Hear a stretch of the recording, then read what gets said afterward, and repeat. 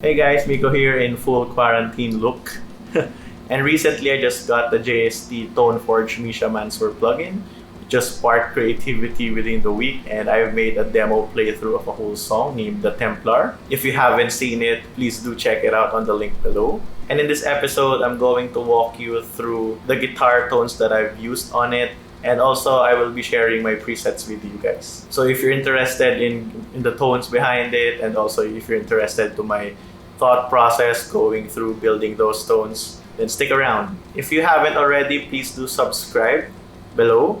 And if you're interested in more guitar content, music production, and just basically this whole journey of home production, home recording, home everything, please do consider following me on Instagram as well. I will put it here as well. Quick disclaimer would be I am not an expert in this field in any sense and in any level, but this is just my general approach in terms of building the tones and how I got inspired to create the tones and just make a quick song, which I think I wrote and recorded in like a day or so. I would say that the Toneforge plugin definitely sparked creativity, and I think that's what's important right now, right? Which is being able to still be productive and creative musically wise, even if we're just stuck at home. So without further ado, let's go straight to my DAW and I will walk through it. Okay, so let's just jump right into it, shall we? So this is my session. This is my whole recording session of the demo. But I will just go through the guitar section of this one. As you can see, there's not really a lot of guitars in this song, it seems like. But I used mainly the 3 amps in this just to showcase or to test all of the guitar tones that I can get with it, which is in this one I used the lead channel for the rhythm guitars, the crunch channel for the leads and the layers, and then the clean channel for the one in the middle section of the song. So I guess one that we can notice right away is that there's a guitar monitor. So this is where literally I monitor my guitars. This is the one that I record, and this doesn't go through the mix. So I try to track as low latency as possible. So that's why there's a guitar monitor. And there's already an instance of the Misha Mansoor plugin already. And I'm just using this mostly on the lead channel just so I can track with a little bit of gain and just track a little bit more inspired rather than just hearing the DI signal. As far as signal chain goes before the DAW, I just used my NOF Customs Atlas 6 model, which is the one I used in the playthrough, and just direct to my Focusrite 2i4. So this is just it. I will not go through with the settings with this one, as I believe it's almost the same with the main rhythm guitars. So with the first section of the song, this is the guitars.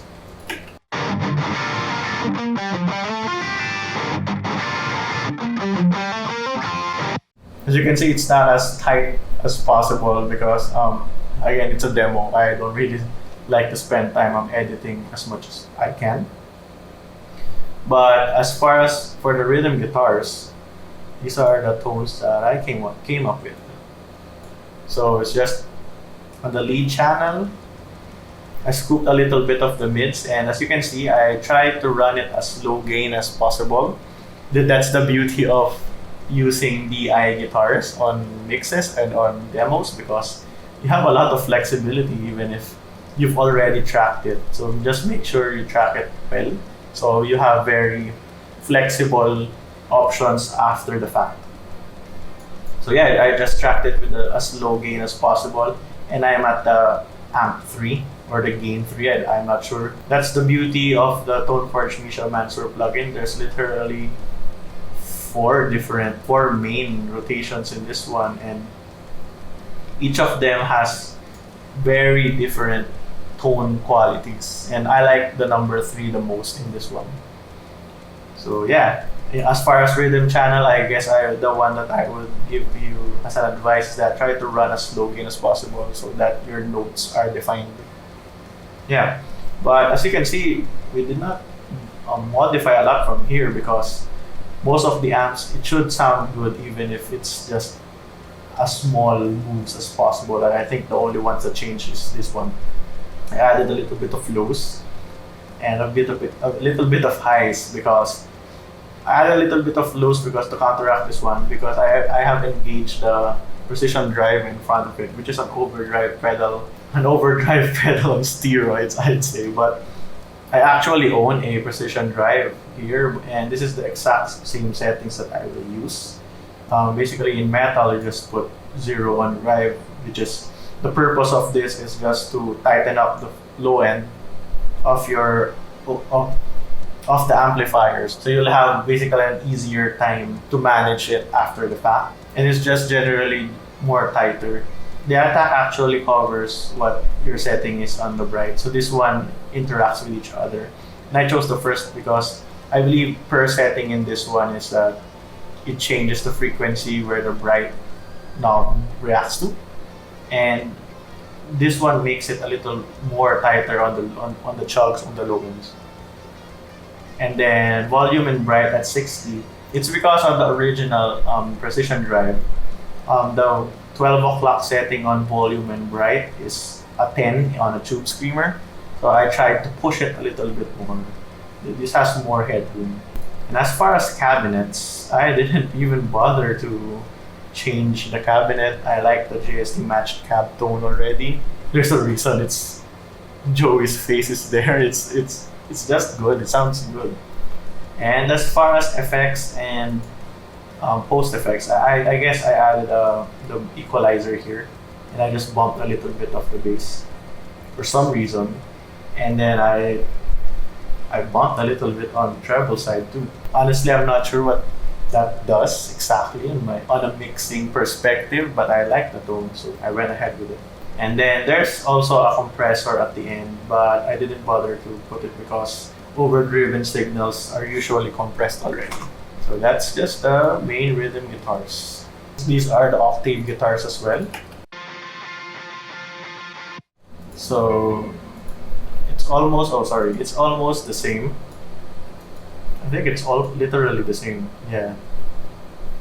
Oh, I didn't mention that I also boosted the presence and the range a bit, because my guitar strings are a bit dull by now.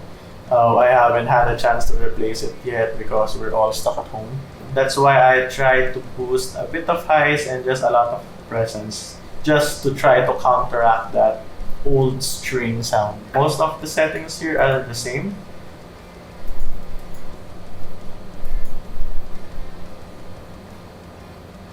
Let's move on to the clean guitars. It seems like let's just follow the track numbers. So as far as the clean guitars go, this part.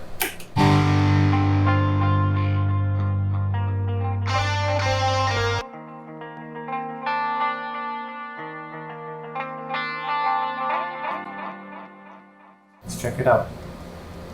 Oh, this one I did not even bother to put an EQ on it.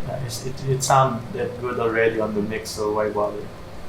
I turned off the precision drive in this one just because there's clean sounds that you actually want to put a drive on it, but in this case I like it in its normal form, I'd say.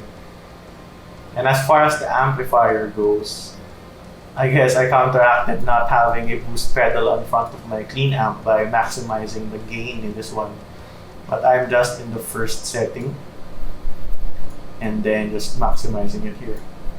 And you can see the presence as well is maxed, or not maxed, but increased a bit because of me having old strings. Don't release a song with old strings. And then as far as EQ goes, I just boosted mids and highs a bit just to make it more present in the mix. As far as cabs, again, I did not bother to change. And then with effects, I added a delay and a reverb just to make it more ethereal and make the section more intimate.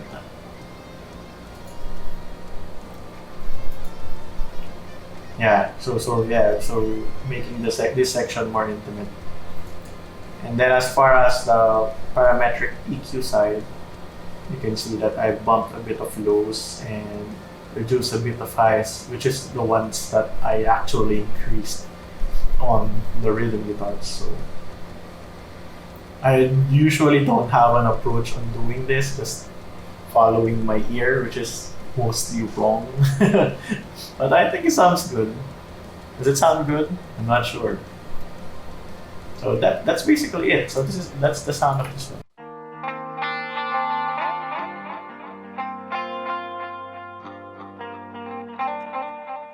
It sounds good for that part. Then the next one would be our drone guitars. The drone guitars are just present in the verses or just the choruses. And this is basically sounds like this.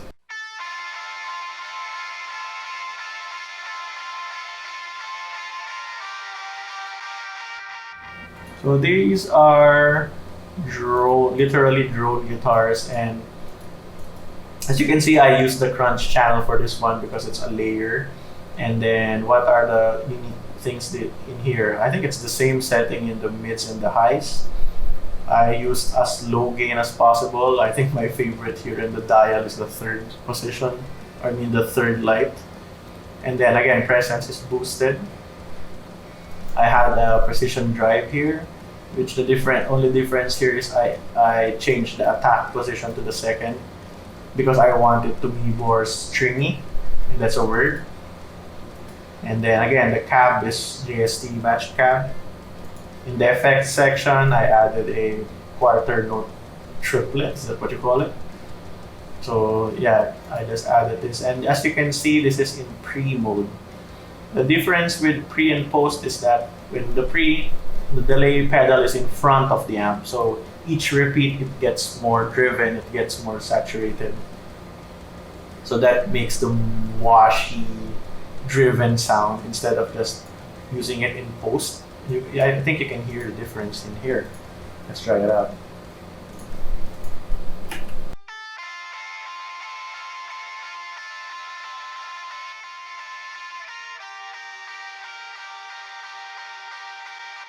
Yeah, I think that is a pretty drastic difference there. And then for the parametric EQ, I did not put an EQ because I had a fab filter EQ there, and yeah, no compression as well. And then the next is the post rock lead. This is in the breakdown part, which is this one.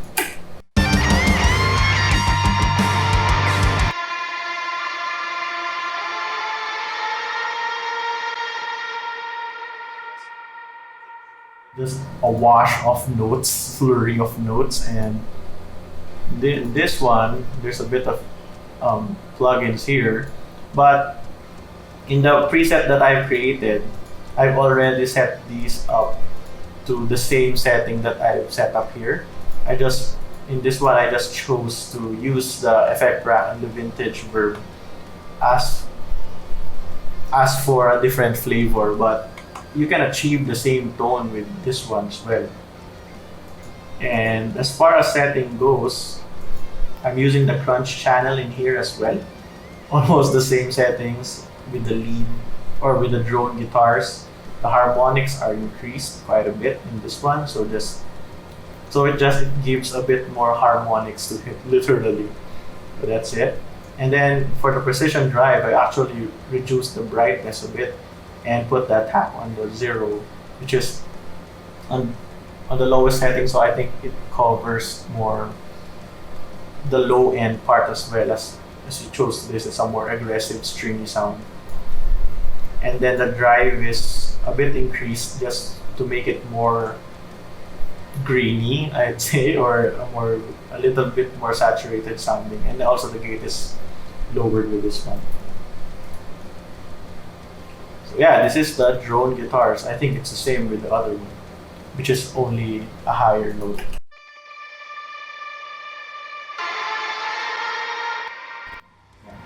And then lastly is the guitar solo. This is how it sounds like.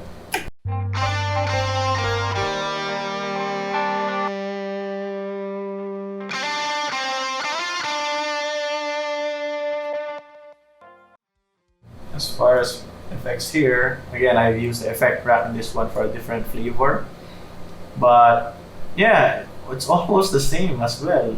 I can see a difference here is I have added the compressor part, which is I just wanted it to be a little bit more controlled going in.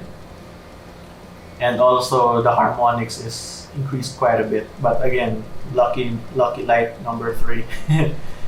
And there, the presence is increased quite a bit from as compared to the others.